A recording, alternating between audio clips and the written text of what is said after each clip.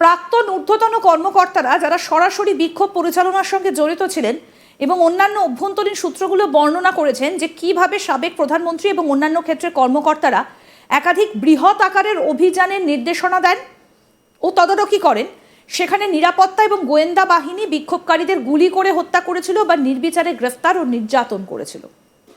এই ঊর্ধ্বতন কর্মকর্তারা বলতে কাদেরকে বোঝানো হয়েছে? আমি এই বিষয়টা জানার চেষ্টা করব আপনার কাছ থেকে, যে ঊর্ধ্বতন বলতে কাদের কথা বলা হচ্ছে। আমি এই আপনার ঊর্ধ্বতনের ব্যাপারটাতে আসি। তার আগে জাস্ট ওই আগের অংশটা শেষ করে নেই। এটা একটু দর্শকদের কাছে ক্লিয়ার হওয়া উচিত যে আমি 3টা পয়েন্ট বলেছি।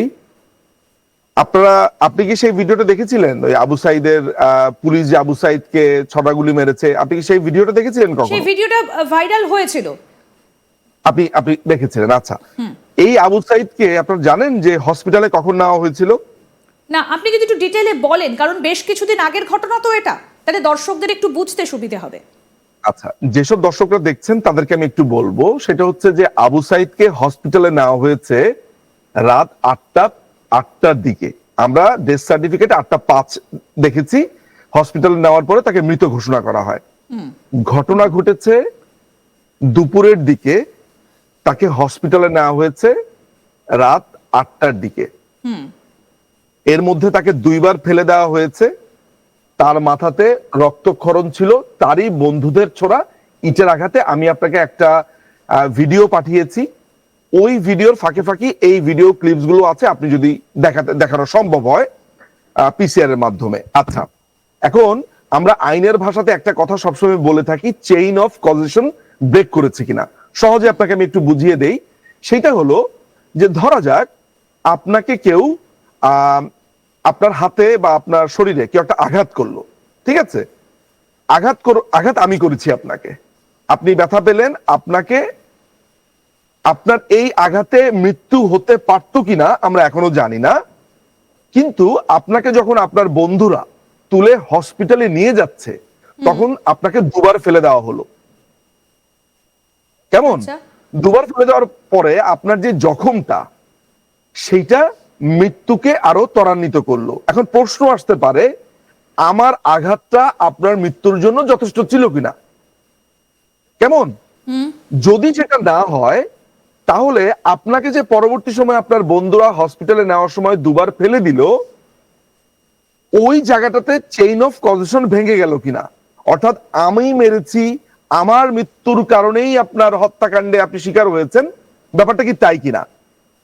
এখানে একটা দেখার ব্যাপার আছে যে এখানে কোন ধরনের কন্ট্রিবিউটরি নেগলিজেন্স আছে কিনা, সেটাও এখানে আসবে, বাট সেটা হসপিটাল কেন্দ্রিক ইস্যু আমি বলবো। কিন্তু আমরা যেটা দেখতে পেয়েছি, এখানে পুলিশের দায় মুক্তির কথা আমি বলছি না।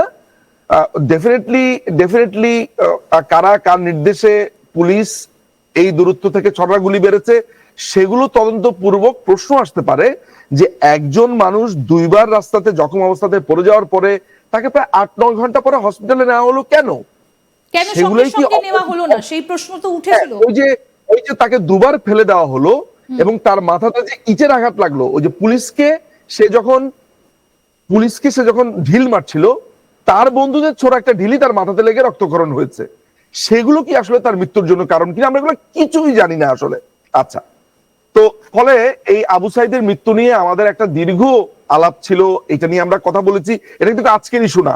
অগাস্টের পরে প্রথম যাকে নিয়ে আমরা সামাজিক যোগাযোগ মাধ্যমে, আমি নিজে যে ভিডিওটি বানিয়েছি সেখানে আমারই বক্তব্য রয়েছে। দেখুন, আমি ভিডিও দিয়েছি যে কিভাবে আবু সাইদ আসলে পুলিশের দিকে তেড়ে যাচ্ছে, পুলিশকে ঢিল মারছে, আরেকটা ঢিল এসে তার মাথায় পড়লো। সেটা কিন্তু পুলিশের ঢিল না, তার বন্ধুদের ছোড়া বড় একটা ইটের বা পাথর এসে তার মাথায় পড়েছে। আচ্ছা, এইটা গেল আবু সাইদের ঘটনা। এখন আবু সাইদের এই মৃত্যুর পুরো ব্যাপারটা আমি এইভাবে ব্যাখ্যা করলাম কেন? এই কারণে ব্যাখ্যা করলাম যে জাতিসংঘের রিপোর্টে এই যে আমি কথাগুলো বললাম, এই যে সম্ভাবনার কথাগুলো বললাম, এগুলোর কোনোটারই উল্লেখ নেই। এবং সেই জায়গাগুলো যে তার হত্যার অপারেটিভ রিজন সেইটা বলা নেই। ফলে জাতিসংঘের এই রিপোর্ট নিয়ে যথেষ্ট আপনার প্রশ্ন তোলার কারণ রয়েছে। আচ্ছা, এরপরে আপনি যে স্ক্রিনে যে বিষয়টি আনলেন, যে কর্মকর্তাদের সাথে দেখা করা হয়েছে। প্রাক্তন ঊর্ধ্বতন কর্মকর্তারা যারা সরাসরি বিক্ষোভ পরিচালনার সঙ্গে জড়িত ছিলেন, হ্যাঁ, রাইট, সেই এইটা। কর্মকর্তারা কর্মচারীরা প্রথমত অনেকেই, মানে আমি ব্যক্তিগতভাবে জানি, একদম পার্সোনালি জানি, সেই মানুষগুলো এই মুহূর্তে পলাতক অবস্থাতে আছে। অনেকেই তাদেরকে হন্যে হয়ে খুঁজছে, এর মধ্যে কয়েকজনকে খুনও করে ফেলা হয়েছে, আর কেউ কেউ আপনার এখন জেলে বন্দি, তাদের বিরুদ্ধে বিভিন্ন অভিযোগ এনে তারা জেলে বন্দি। এই জাতিসংঘের রিপোর্টে কোথাও বলা নেই যে যারা জেলে বন্দি অবস্থাতে আছেন, যারা অনেকেই আছেন, ভারতে আছেন, যুক্তরাজ্যে আছেন, যুক্তরাষ্ট্রে আছেন, মধ্যপ্রাচ্যে আছেন, তাদের কারো সাথে এই জাতিসংঘের তদন্তকারী দলের দেখা হয়েছে এমন কোনো কথাই নেই। যারা এখন এখানে এসেছেন আছেন, তারা প্রকাশ্যে বলছেন যে আওয়ামী লীগকে বিলুপ্ত করে দিতে হবে, আওয়ামী লীগকে শেষ করে দিতে হবে। তারা তাহলে জাতিসংঘের যারা আছেন তারা কার সাথে কথা বললেন? আমি অন্ততপক্ষে পুলিশের যেসব ঊর্ধ্বতন কর্মকর্তাদেরকে চিনি, র্যাবের যেসব ঊর্ধ্বতন কর্মকর্তাদেরকে চিনি, সেনাবাহিনীর যে ঊর্ধ্বতন কর্মকর্তাদেরকে চিনি বা বিজিবি, আমি অন্ততপক্ষে বলতে পারি যে উনারা সেই সময়টাতে এই মবকে, এই জঙ্গি হামলার ব্যাপারে তারা তখন নির্দেশনা দিয়েছিলেন, তারা সেখানে রাস্তাতে ছিলেন। কারণ স্বাভাবিকভাবে রাষ্ট্রের প্রতি ক্ষতি হচ্ছে, সেই সময় তো রাষ্ট্রের একটা দায় থাকে যে সাধারণ মানুষকে, মানুষের জানমাল নিরাপত্তার জন্য। তাহলে কার সাথে কথা বলেছেন সেগুলো আমরা জানি না। আচ্ছা, ফলে এই জায়গাতেও আমি এই রিপোর্টকে খুবই ত্রুটিপূর্ণ বলবো।